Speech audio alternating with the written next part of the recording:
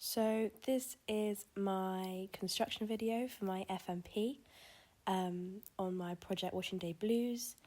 So I'm using my pattern that I previously made in my 12 video that had been adapted to fit better to the final pattern for that one.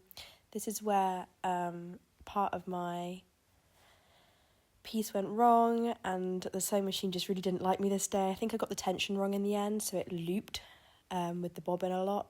Here's me trying to unpick it, but in the end I think I decided to sort of just give it up, and it's better to go again as the hem also didn't look great.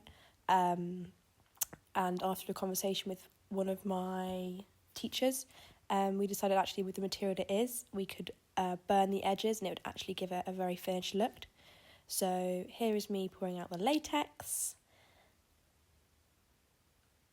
and then just fully coating my corset piece in that latex, as I wanted to be able to hold the texture and hold the lumps I wanted in the corset to give it that skin-like look, but also make it look like a piece of washing had just been chucked onto the look as well. So I'm just crumpling it up to give it that texture that I wanted, and putting a bit more latex on top just to sort of help hold that shape that I got.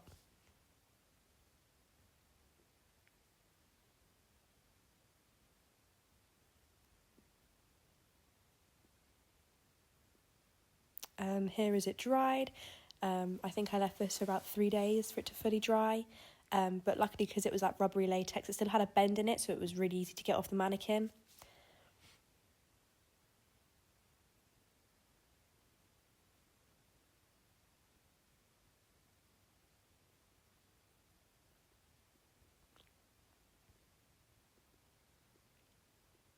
And here I am, I'm just trimming off the extra bit of latex that might have dripped down whilst it was drying, just to give it a nice clean edge.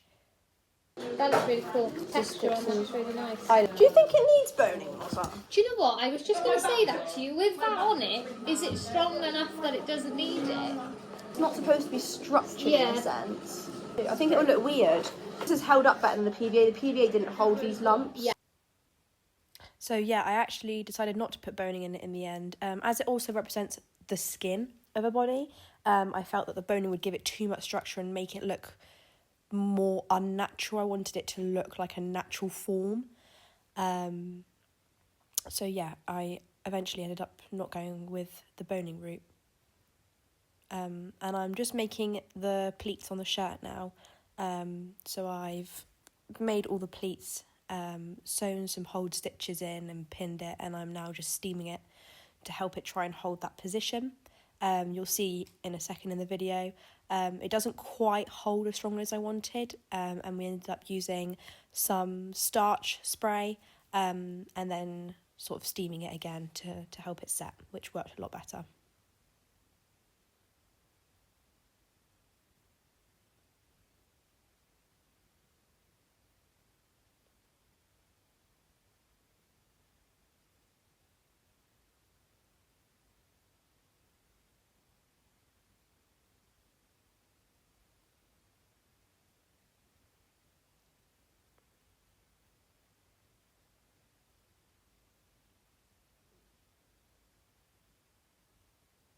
I did struggle more with this side of the shirt. It was quite hard to match it, but I think I got there in the end, and using the spray especially helped me see it in that place and make adjustments that I needed.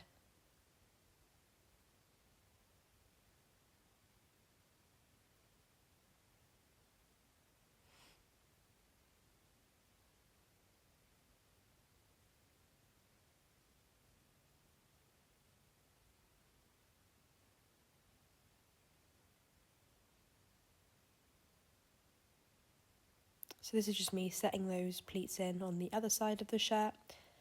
And then I accidentally sewed one of my stay stitches into the mannequin, so then I had to tie that back up to help it hold just while it cools down and has the spray on in a second. Here's me trying it on. This is like hairspray.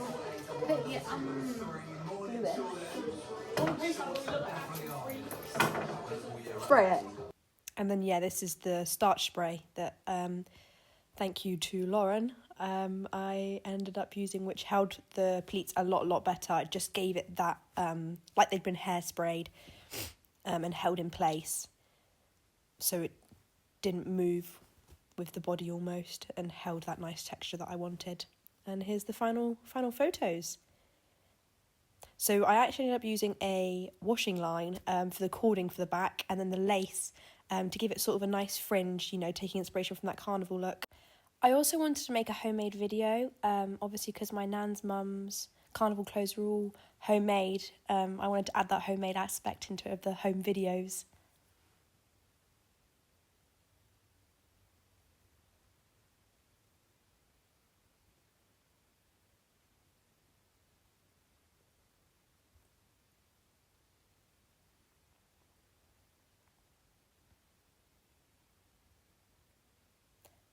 And yeah, that was me and my sister going to my nan's house. So this project is inspired by her mum. Here she is.